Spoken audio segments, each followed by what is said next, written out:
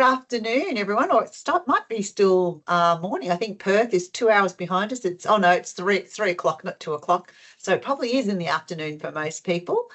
Today's session is around awards for programs that enhance student learning.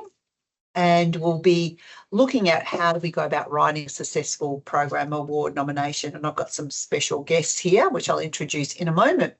If we go to the next slide, I'd like to start the session with an acknowledgement of country. On behalf of those present, I acknowledge the traditional owners of the land on which we now meet. I pay my respects to the elders past, present and emerging. I also pay my respects to all Aboriginal and Torres Strait Islander people of Australia and hope the path towards reconciliation continues to be shared and embraced. Next slide, please.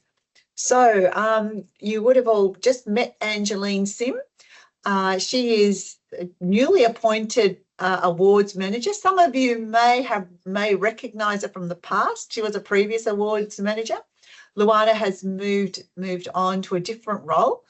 So we're delighted to have Angeline Sim back. She understands the awards process, all the details of the awards, has worked very closely with Universities Australia, and we had some fantastic feedback during her time as manager. Danielle is unable to join us today. She's taking a bit of leave, well-deserved leave, but she is our awards coordinator, and some of you may have reached out to Danielle through questions that you may have asked. We've also got Jin in the background, who was a previous awards coordinator, who's just helped us out for today in driving the slides. So hello, Jin, and thank you, Angeline, for the housewarming at the start. So that's our small awards team. We move to the next slide. Thanks, Jim. So the key for today's session is really about how to write a successful award nomination. And we've got some key people here that are going to help us unravel that. We've got, if we go to the next slide, I'll probably be able to introduce the people we have. So first of all, we've got Professor David Sadler. He's the Deputy Vice-Chancellor Academic of the University of Notre and has held previous roles as Deputy Vice-Chancellor. I think I first met David when he was the DVCA at the University of Tasmania, and then he moved across to Western Australia, and he likes the warm weather so much that he's now staying in Western Australia. But, you know, he's tasted the cold in Tasmania and he's sticking to the west.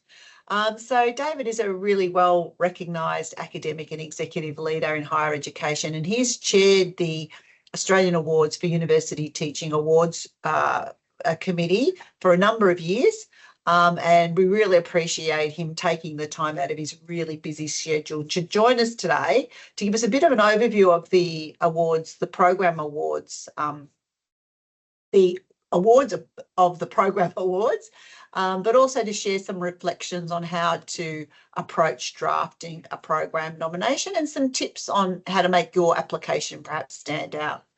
And I'm also delighted to have to be joined by two of last year's recent program award recipients. So we've got Associate Professor Michele Ruyters. She's the Associate Dean of Criminology and Justice Studies, and she led a team and nominated the Bridge of Hope Innocence Initiative, and that was awarded a program award last year. And Michele is from my current university, RMIT, so good to have you here, Michele. And we've also got Associate Professor Melissa Crowe. She's the head of Cohort Studies Program at James Cook University, where everybody's thinking, oh, it should be really nice and warm up there, but Melissa tells me it's pouring down with rain up there. She was awarded a 2023 program award and led a team led the James Cook Doctoral Studies cohort program.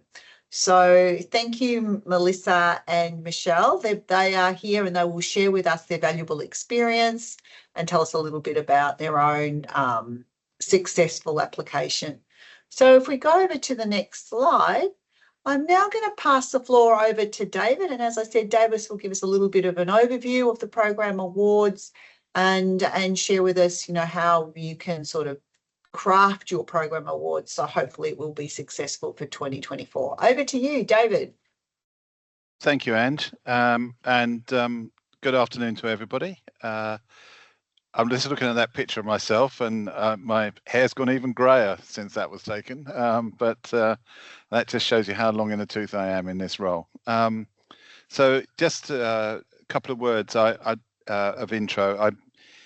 I think the most important bit is to answer your question. So I'm going to be relatively brief in my comments, but what I'm going to tell you is absolutely important because some of the areas where program applications fall down are contained in the slides. So it's worth sort of listening, I think.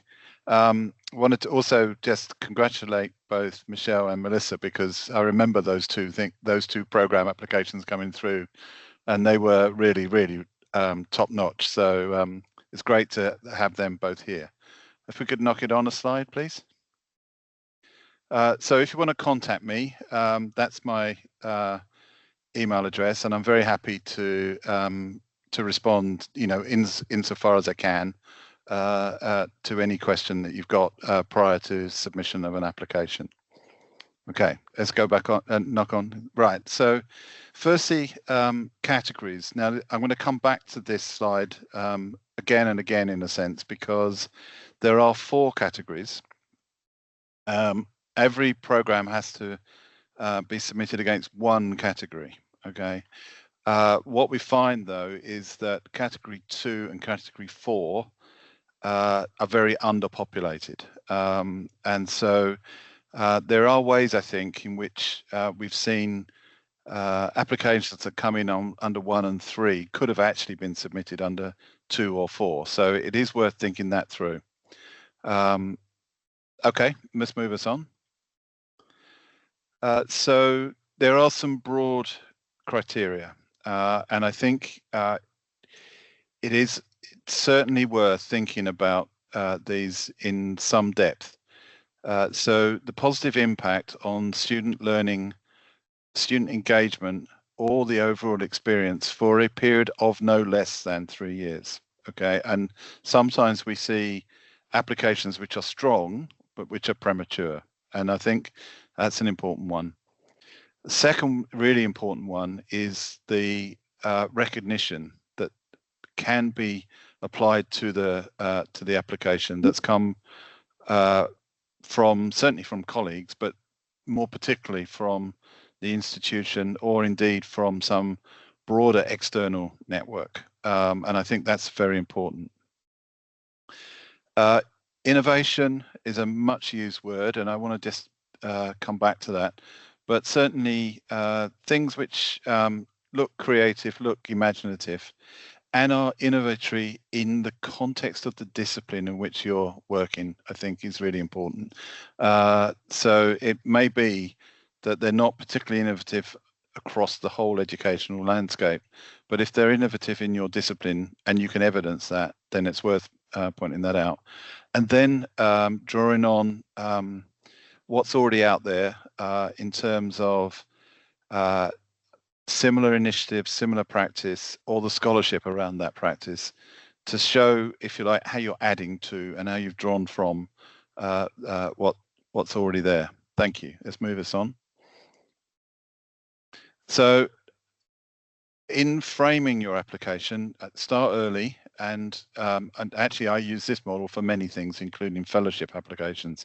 But why, what, how, and most importantly, so what? And I'll go into depth in terms of these 4 questions, because this is the heart of the guidance that I want to give you today. So if we could move us on. So the why. What is the problem that you're trying to address? And why is it a problem? So it's not just the problem, but the significance of the problem. And is it a problem that we all are sharing? Is it a problem that your university has identified? Is it a problem, if you like, that in your particular academic space or discipline?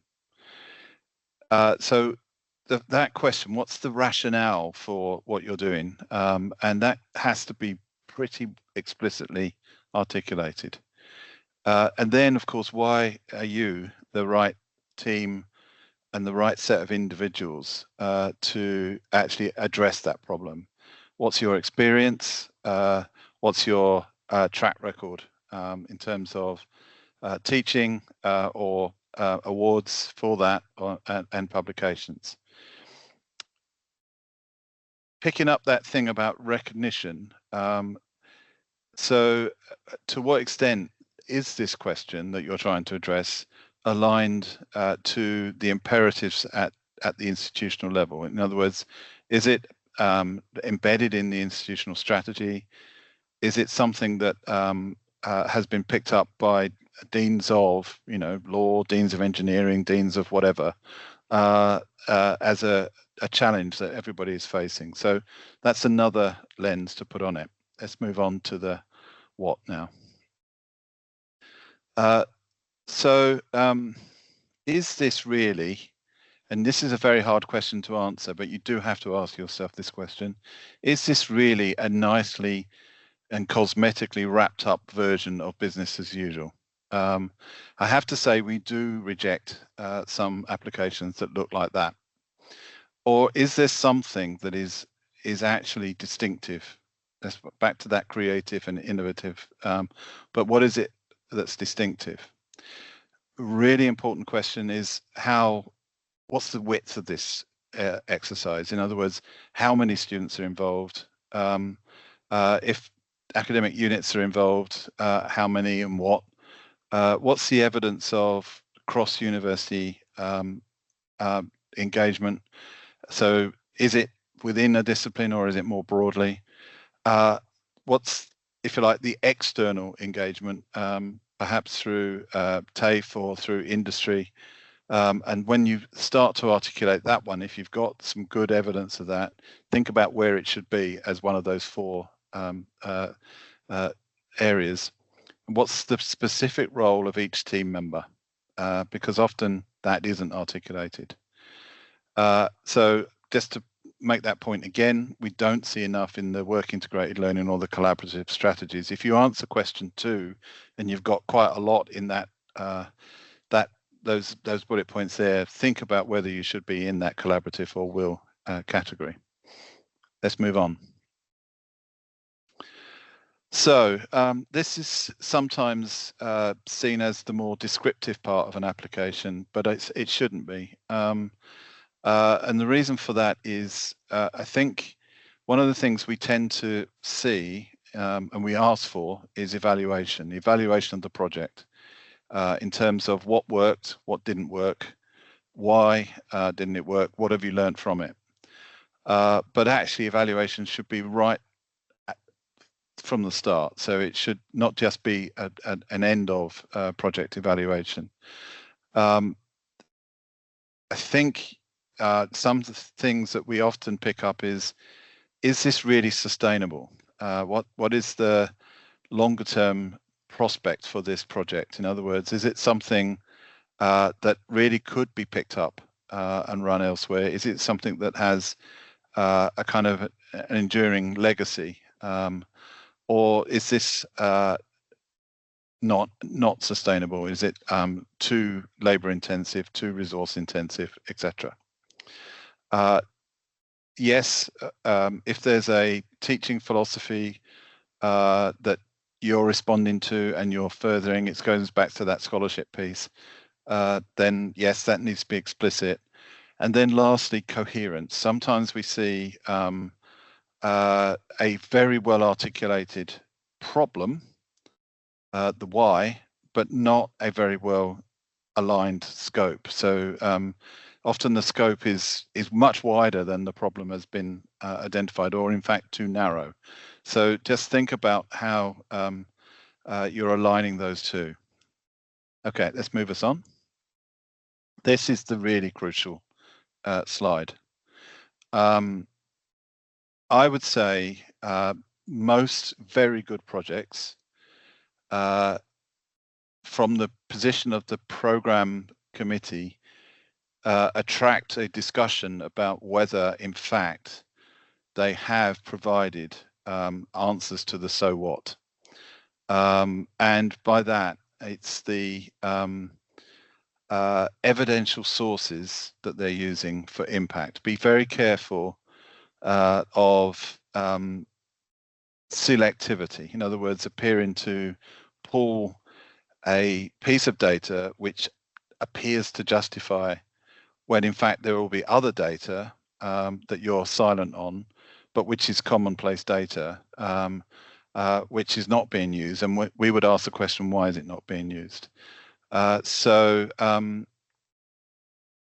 there is a requirement for evidential data to back up the arguments that you're making. And that isn't just a kind of tokenistic thing. That this is an area where we do see program applications trip up. That question of the so what is, what has it done as a project within the university? What has it done for partners? What has it done most importantly for students? So impact on their achievement or their outcomes or their employment, on their take up of services. What has it done? And then, of course, can you see other departments, other disciplines in the university, other disciplines somewhere else, other universities picking it up as good practice? So this is the so what, and this is the most important question. And then, of course, you know, have you become kind of recognized for this? In other words, does this lead to invitations to present on this, a bit like what we've got Michele and Melissa doing this afternoon? Is this an opportunity for publication? Let's move us on. So some general points. I'm going to start with the last one. Don't lose heart. If you're not back, remember we only award up to 4 a year. We don't always award 4. The key thing is to take the feedback, and it is pretty extensive actually. I'm always amazed how much feedback we give. And I think if you do that, it's a good sort of practice for a subsequent application. Don't lose heart. Use other winners, don't have to necessarily be in your institution, as peer mentors and advisors. It's a really important sort of asset. Develop your application over time. So avoid the last minute rush and do the things that often get forgotten, like the evaluation data, so you've got them ready. I can't stress enough to reflect on the right category, because as I say, we do not get enough in 2 of the 4. Do make sure that you've had a conversation with people like me in your institution, and that the person like me in your institution is supporting it and is aware of other bids coming in from the institution, because often we do see competing applications coming from the same institution. That's not fantastic. I think, I'm started from the bottom by saying, start early, take feedback, use resources, and be clear on why you're applying in the category you're applying. Okay, I think I'm done. But we move the slide on. Yeah. You are done. And what great advice, David. The why, you've got to know why this issue is important. The what are you trying to solve? The how are you going to go about doing it? And then, of course, the other most important is the so what, the impact that this is going to have. So really great advice. And I do like, I often see, sometimes I don't even see the applications that are going to go through and in your own institution. Like, so just to have those initial conversations with people like yourself right at the start, like not even at the end, but right at the start, so you're aware that this is happening in case someone else is writing a similar application that you think, oh, these two could be combined, or or, you know, you're going to favour one over the other because of the, you know, your strategic direction in your university. Anyway, it's time for questions. So over to the audience. Has anyone got a question for David? I'll just see if there's anything in the chat. Very quiet bunch we have. Any questions?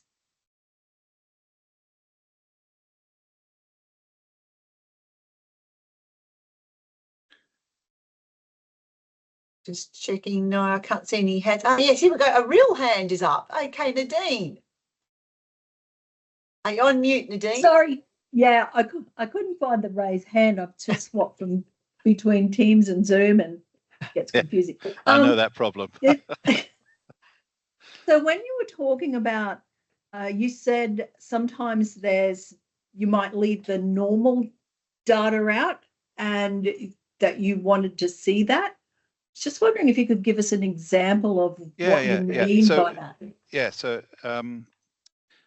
the panel are all experienced in higher education. They're all in a university. And so if they are looking at the data that's used and think there's a data set that hasn't been referenced, it might be QUILT, might be employment outcome data, you know, whatever it might be internal data. They start to ask themselves, why is that not there?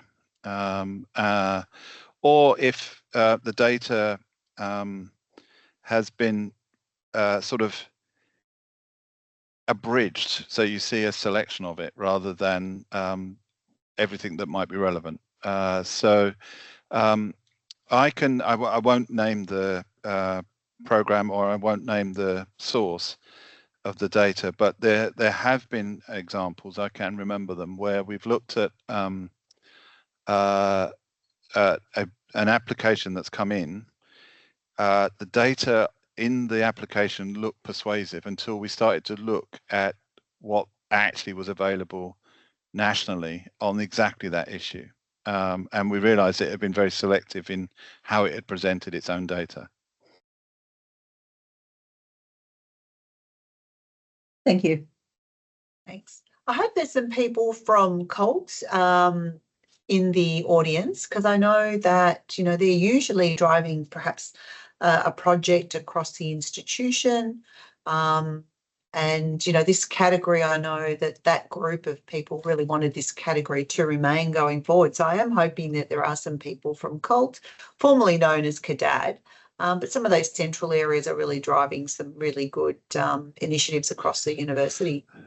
Yeah, I hope so. And look, I really want this category to be not just going forward, but to be very successful, because I think it actually explores something else that some of the other categories can't. That doesn't make them any less valid. But what's so important, I think, about this one is, well, two things. One, it opens up that concept of teaching as a collaborative exercise. In other words, it's less about the secret garden, it's less about the individual academic in that rather privileged position with their students. And it makes it much more a collaborative team, and even perhaps cross-disciplinary exercise, which I think is fantastic. The second thing is that why question. It's the resolution, or the attempted resolution, of a collectively owned, whether that be an institutionally or discipline owned problem. And so therefore it's of utility and of value. So I think I'm very passionate about this particular AAUT program award. Thank you. There is a question, David, in the chat. I wonder how, I'm reading out the question, I wonder how do you evidence this? If my responsibility includes running citations and awards, I am not allowed to apply for any of this due to the conflict of interest. So how do I evidence that kind of leadership work? That's a really interesting question. So it depends what you're, I'd have to take that one slightly on notice, but also seek your guidance here, Ange. Yeah, so for me, David, I think something like this is, perhaps this award scheme isn't, you know, is not for your leadership work in running the citations and awards. There's probably other awards that you would be recognised within your own institution for running something like this. Like I know at the STEM college here at RMIT and at the university level, we have awards that recognises the work that professional staff do. We have, categories. One of our categories is a leadership category. So that would be probably recognised at that level. That's, my initial thoughts around to respond to this question. What about you, David? Yeah, I thank you. You've given me time to think on that. I think there's perhaps another way of looking at it as well. I agree with the point you've just made, but I think there's another way. It's also if it's an example of a much broader thing. In other words, when I was in Tasmania, I don't know if there's any UTAS people here, but when I was in Tasmania, one of the things I was trying to do, and I think reasonably successfully, was build up an institutional approach to communities of practice. And one of those communities of practice was around peer sort of recognition programs, of which national awards was an element. And I think then it's less the conflict of interest around the actual sort of project. It's more the example that it sits within a broader context. I don't know if that's helpful at all. Well, I hope so. Hasn't been any response there. Kashmira, is that okay? Are you happy with that response?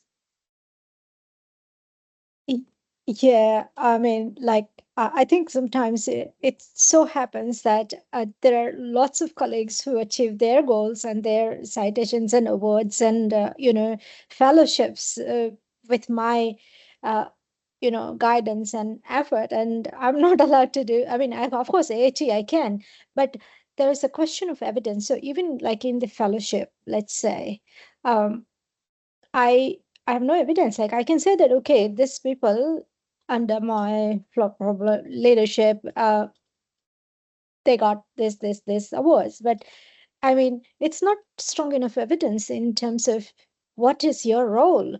So I just wanted to have that clarity around what sort of evidence or how do I present my contribution, because it is a very intense process where I go through application over and over again, and I tell them, these are the things. I go through criteria, I go back and reference things, talk to other university colleagues in the different universities and get back to them. So it's quite a fairly intense process, but there's no way to evidence those. I don't agree with that. I think there is way. I mean, just from what you said. So if you think back to those 4 questions I posed, the why, the how, the what, and the so what, or there's a slightly different way. But the evidence is going to come from the how and the what. So seems to me if you're so the so what is the number of people that you've successfully got through to whatever it is you think you've got them through to. But the how is, if you like, your description of what strategies you've employed and why you've done that. And that I think is usable. So if you've got in external peer support, if you've and you can evidence that before you put that in it wasn't as good, and once you put it in it's better, etc. I think there is an evidence base there. Yep, thanks. All right, we're going to have to move on, because thank you so much, David. That was great. And if you've got any questions, please keep writing, putting them in the chat, and we can follow up after this session. But now what I'd like to do is introduce the next presenter. So we've got Associate Professor Michele Ruyters, and she has led a team, the Bridge of Hope Innocence Initiative, and that team was awarded the 2023 Program Award. And Michele, I noticed that there's quite a few in that team. If any of them are online, if you want to introduce any of your team members, feel free to do so, and then you can go into your presentation around what you did and some tips that you can give potential applicants. Thanks, Ange. No, I think I'm the only one online that they were not brave enough to come along. Thanks, everyone. I just wanted to pick up a couple of points that David made that really kind of resonated with me. Is the question of why, but looking at it from a different context. Just before I get started, for me, a lot of this was really examining why do I do the things that I do. It's not why in terms of the award category, but this whole process really made me think about, well, why is it that I bring this knowledge, this background, these ideas to this situation, and how did this thing develop? And I really had to sit down and think very hard about those things in putting the application together. And it was in that moment of, that is why that the whole thing fell. It really did fall into place for me. And the other one is, and I don't mean this to be self-congratulatory in any way, but David mentioned the value of repurposing these for promotions. I did do that, and it was successful last year. So I'm now kind of professor, but the point I'm making is these are really valuable. You use them again and again for different purposes. So it's really worthwhile getting to the nitty-gritty in what you're doing. Thank you for the claps. I didn't mean to self-promote myself, but I just wanted to make the utility of the process clear. Could you have the next slide, please? This for me is a snapshot of our application, and I'll just explain the background. I established the Bridge of Hope Innocence Initiative. We call it BOE for short. It's just easier to say. Is a campus workplace. So we applied under the will and employability category because it was the logical category. And for this, students they almost work full-time for a semester. They do 4 days a week for 12 weeks, and they work with us to investigate wrongful conviction claims. And it's run as a workplace. So we have workplace protocols, exactly as you would in any other place. We have inductions, we have communication protocols, etc. And so that's kind of the practical aspect of it. And that was a large part of the basis on which we applied. The second, probably most important, I think, facet for us was the transformative aspect for students and what it was doing there. And in this slide, I had an aha moment very early on when we'd first been established, which really helped me put the narrative together. And I've just got a phrase here that the story is key. And for me, that makes perfect sense, that to have a narrative that the whole application hangs around, similar to a promotion application. This is your story. And it was, I won't go into his background, but it was the young man that you can see on the screen to your left. And it was the moment of realisation that you actually need to talk to people to hear their stories and see the value of lived experience that transformed what we were doing in our workplace. And that became the story that we told for the application. And that was very much how the students responded to the situation. So in this montage, you have examples of their advocacy, their social media advocacy in Wrongful Conviction Day last year, advocating on social media for justice for this young man. And the other slides are certainly a big feature of what we do is group work. Sorry, back to the other one. Sorry, previous slide, sorry.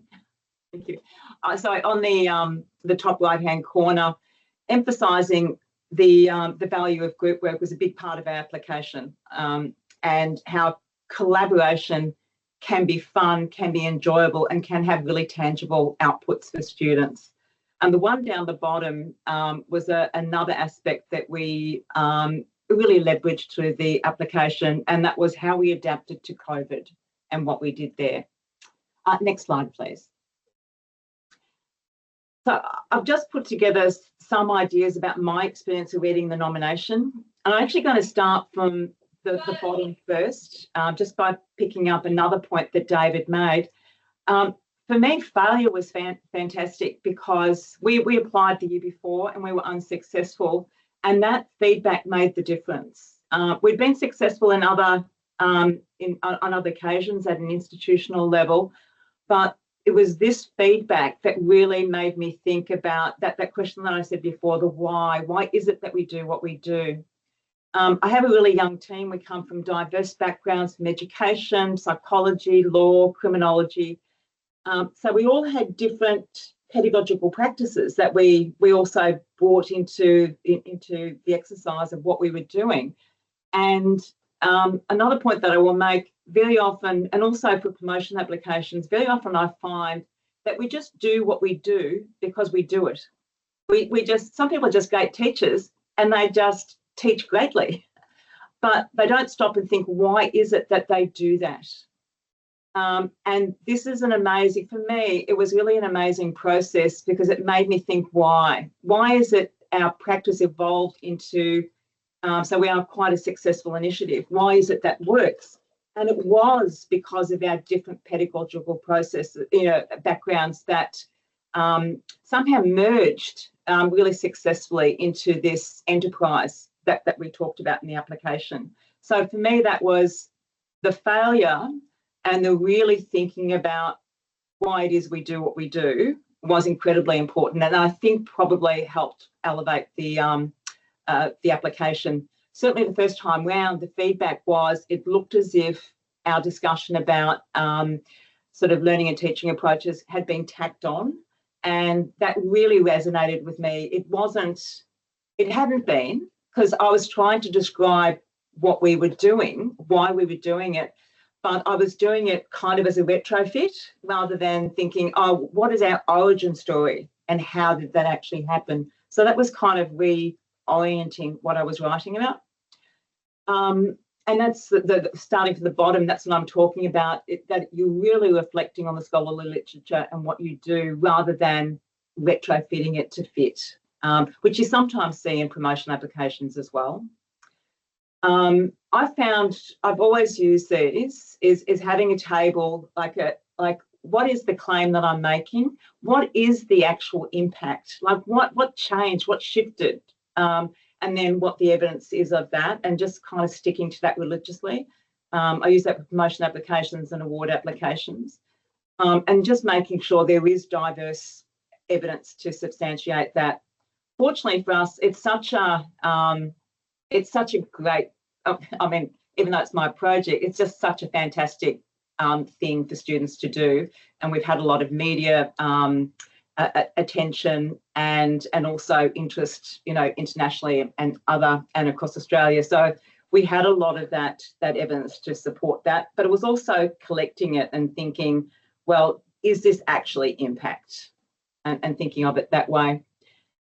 And then moving up to the top, when you're writing a group, when it's a program application, I think different approaches will suit different applications. For us, I think it was really important to have that one voice from the very beginning. I can certainly see other applications where multiple voices might elevate it because that's actually what the program is about. It's about responding to those multiple voices. But I think having that one voice helps connect the different parts of the application, I thought. Plus, I imposed myself on the writing process, so no one had a choice. Next slide, please. So some of the challenges in that was, as I said, like dividing who's doing what. And we just, because you might have 2 or 3 people who write in, well in the team or really want to write in the team, which was the situation in our case, and just working out what is the best, process moving forward. And in the end, we just kind of naturally fell into different roles. Some people gathered evidence, some people immersed themselves in the material and looked for evidence. Some people wrote, and some people packaged how the application was going to look, and that worked really well for us. I cannot emphasise enough time. I don't know about other applicants, but I have spent a lot of time in the wee hours just trying to get it as close to perfect as you can, and having a lot of different eyes have a look at it to see, you know, is this meaningful? Is it addressing the criteria? And having time to polish it. We already had a completed application the first time because of the one that we failed, but we probably spent the same amount of time again trying to, you know, perfect this application. As I spoke about before, it's, you know, the challenges are getting the right data, as David has already spoken about, making sure that you're not leaving out those, you know, that important evidence that can actually evidence what it is that you're doing. The things that I spoke about in the previous slide, I think that probably is the most difficult thing, is recognising what your practice is and being able to describe it, because for a lot of us, it's just so innate, particularly if you've been teaching for a long time. You're not actually thinking about where did I actually come from. And then, and I've said this before, you know, actually really reflecting on your practice. Next slide, please. Last slide, I think it is. Yeah.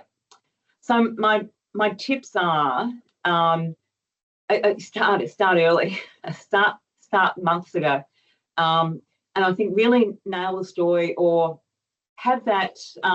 Even had like a narrative board, a storyboard, so that I could see how the story was going to go through.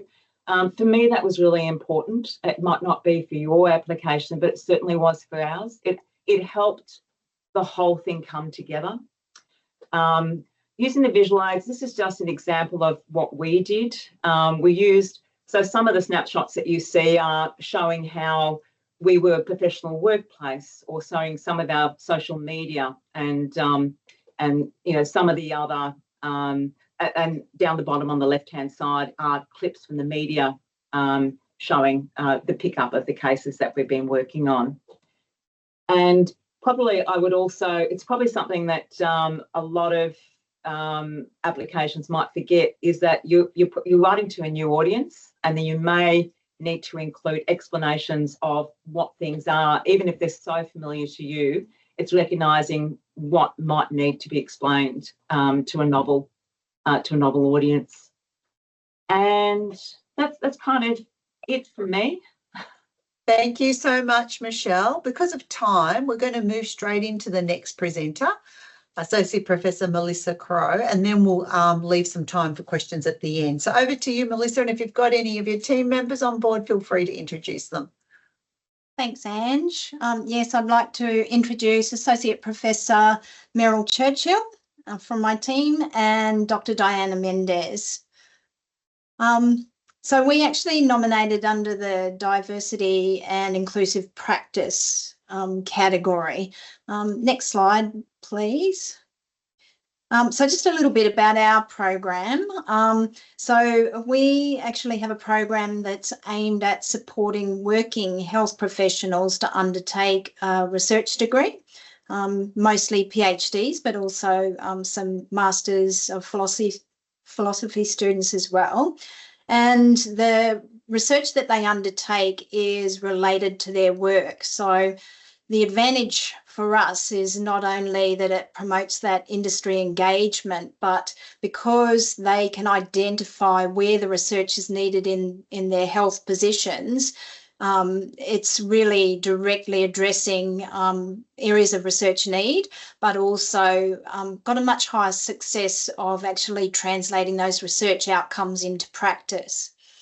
The candidates actually commence as small groups of around 12 to 16 candidates, much like they do in undergraduate, having that immediate peer group, and they journey through their program all the way through in those interacting small cohorts.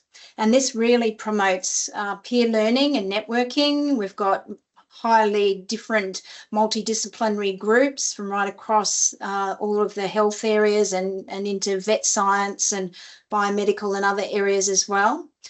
So it really promotes that interaction across disciplines. And we're very strong on promoting them to publish their work as they go. We've got workshops around writing and writing circles and writing retreats, etc.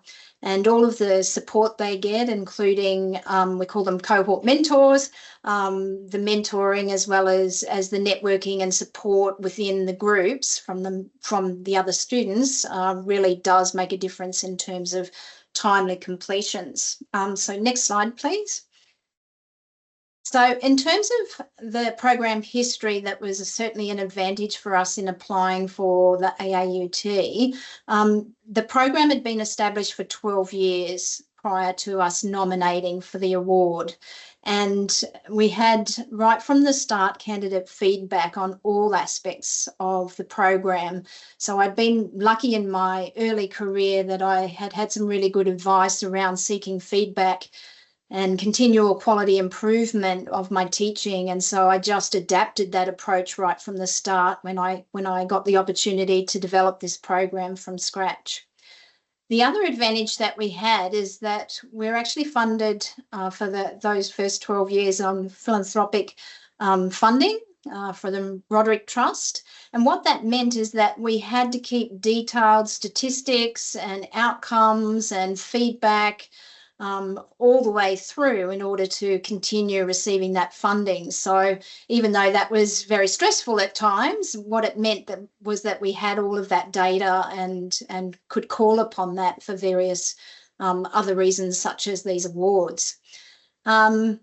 We also underwent in 2018 a formal external review, which was an independent evaluation of the program. So I thought that was really handy, not only to have that independent feedback, but also for including that in our application.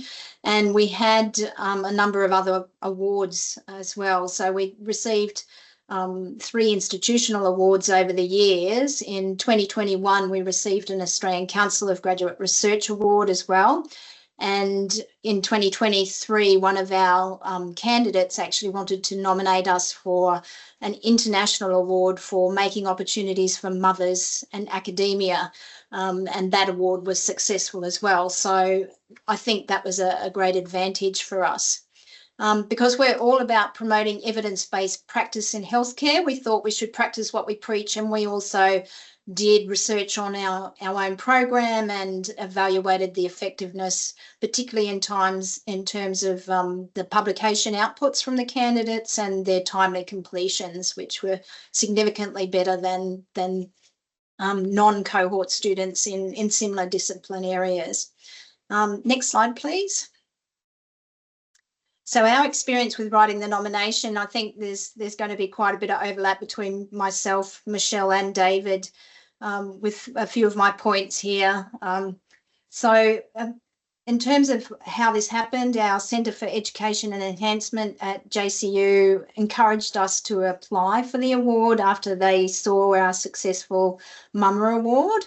And this was our first application, but I think, that the years of actually accruing lots of data and feedback and independent evaluation certainly helped with that.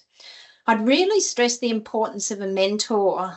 So we were very lucky. Professor Angela Hill was a previous professor of education at JCU and has held a number of important education positions at DVC and PVC levels, and she was just a wonderful source of advice for us right through the application process. And so I really would stress, and I think it's great that AAUT has those mentors available, and that really made a difference for us. Having the history of that outcome data was really very useful, and it's always really interesting when you dig through your data and find different aspects to it. But we also had feedback from our staff. So we support our research advisors as part of the program, and over the years we had feedback from them as well. And as I mentioned, our outcome data, the student feedback, the external stakeholders, so that included some of our industry partners as well as that independent review, and the research evidence and awards that I'd just mentioned. Our time investment, it was around about 3 to 4 months from our initial meeting with the Centre for Education Enhancement to when we lodged the nomination, but I would say it was a good 4 to 6 weeks of focused work for the three of us to put this together. And the 3-minute video was very time intensive for us. We hadn't done one of these before, despite the fact that we run workshops for our candidates on the 3-minute thesis. We'd never done one ourselves. So that was really quite time intensive, being a new thing to experience. And I would certainly suggest having a storyboard for your video and contacting those key players very early. Along with Michele, I wholeheartedly agree that one of the advantages of doing this is really giving yourself time to reflect on your practice and on your teaching philosophies. So most of us are just running from one task to the next and getting things done and ticking them off our lists, but it's really a moment to reflect and give yourself a little pat on the back when you just sit down and go, oh wow, you know, we have had some great successes here. And it's a really enjoyable process to actually to document that and to write about it. So we felt we were going to get great value out of the nomination process, even if we didn't win an award, just from pulling that data out and reflecting on the success of the program. So I can really advise that it's a great thing to do. And also that 3-minute video can be used for other purposes, which is really useful as well. And next slide. Challenges, I think, are very similar to what's already been said, is finding that time to actually put the work in that it needs. And I would say for most people who don't have to accumulate data like we have over the years, that you would want to have a much longer lead-in time than we had. And the time to create that 3-minute video, but also just providing sufficient detail on the program within that 10-page limit. You know, our application was very information dense, so being able to talk about the program and its aspects, as well as how it had been effective and the benefits, but also grounding it in the literature as well. And last slide. So this one's a long one, so I apologise for that, but I thought as a takeaway it might be useful. But my number one up there is making a habit of collecting student data, feedback, evidence on your teaching effectiveness. And as I said, I was very lucky early in my career to have a mentor who had advised on that. So it was just a habit for me to be doing it, and of course be our external funding having to show the effectiveness in terms of that. But just being able to do that and have a lot of data and evidence to call upon when you need it. Start planning early, of course, and along with David's advice, that diversity of evidence. So thinking about what data you might need, what data you've already got a lot of, what else do you need to work on, what are the usual things that the institution and universities evaluate in terms of your teaching area. So really thinking that through and making sure you've got a good balance of different data types. Angela Hill gave me some great advice on making a note of any state or national level policies or government strategic goals that your program aligns with. And we were able to find quite a few of those, so that was great. Michele mentioned, you know, basically distributing and working to the strengths of your team and putting that application together. Also allowing time for your expert reviewer. So I actually gave them a full draft copy of our application in order to facilitate their review and reference of the program. Keeping that nomination category in mind and the criteria as well, really working to the criteria. Building evidence of external recognition, so not just the internal. Benchmarking against other programs if that's possible. Ensuring that the literature is quoted for all the aspects of your programs.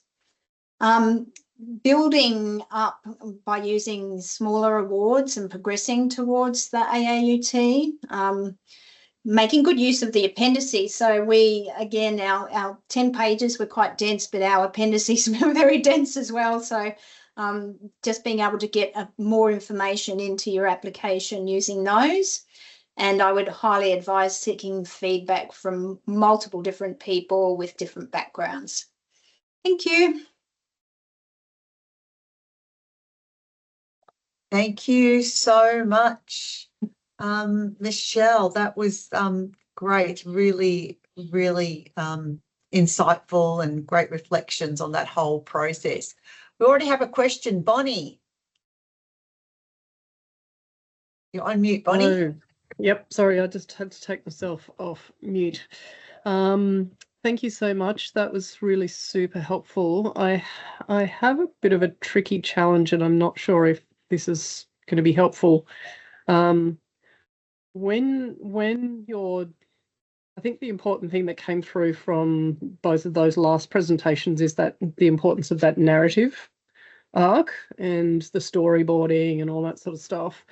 What I'm finding when I'm writing on our program award is that the order of the criteria doesn't seem to help my narrative flow. And I'm not sure how to go about it, because my understanding is that there's not flexibility in reordering the criteria. So to allow that to flow. So I wondered if anyone might have any tips on how I can think about that. It's a bit of a weird question, I know, but David, do you want to have a bash at that one? Well, I actually, I mean, I could, but I think perhaps someone that's actually written one that's been successful, and I can see, Michelle's got a hand up. Otherwise, I'll try and jump in. So, Michele, over to you. Thanks. I don't know if this is going to be helpful, but we did have the same problem. It didn't fit, and it was about touching back to it. So really, it bookended. I opened with the story about that young man, and I closed with the story, but the middle was about the journey, about what that moment of realization she created, and that enabled us to kind of join it together, if that made sense. But yeah, I understand exactly what you're saying, and that's how we did it, and I think it was really an effective opener and closer. Thank you. That's really good advice. I think also. Yeah, I guess sorry, Melissa. Sorry, Melissa. Go ahead. Sorry. Yeah, I think I understand what you mean as well, because if we look at criteria C there, it probably would have been easy for us to start with C, because it's about the innovation of the program and how it's different, and then lead into what are the outcomes. But I think we gave kind of a very broad overview of the program at the start, and then the outcomes and how it's impacted student learning. And then in criteria C, we're able to go into a lot more detail about how the program was innovative and different. So yeah, I understand why you were asking that. Bonnie, I hope that answered your question or gave you some insight. So the same challenges were faced by the two previous recipients, but they managed to work through it. So maybe you might want to reach out to them sort of outside of this. Please say hello to Liam, by the way. I haven't seen him for a while. Will do. All right, we've got 1 minute till 4 o'clock. So if you've got any other questions, put them in the chat and I'll ask my awards team members to respond to them. We'll pass it on to Angeline now to give us sort of the key dates and the next steps. Over to you, Angeline. Thanks, Ange. First of all, Thomas, I see your questions and there are response to you after the session, so we did get a chance to discuss it. All right, so the submissions period is between 12th of August and it's closing on the 1st of September. So there's still about 2 months for you to work on your applications. And on the chat group, I have popped the mentors, AAUT and mentors list in there. If you want to reach out to the mentors, feel free to reach out to any one of them that is on the list. Next slide, Jean, thank you. All right, so this will conclude the sessions for today. I'd like to thank all the speakers, but don't go yet. We need you all to on your cameras so that we can take a team photos together. I've got some, Angelina. It's okay. Right. So all right, it is sure. 4:02, and I know everyone's busy to go to the next meetings. Please thank David, Michele, and Melissa, and the teams that joined us, and all of you. Good luck with your applications. I hope you found this session valuable. Please reach out to the awards team if you need any further assistance or advice. I wish you all the best of luck, and thank you. Have a lovely afternoon. Bye, everybody. Good luck, everyone. Bye, Angeline. Thanks, Ange. Thanks, Pleasure.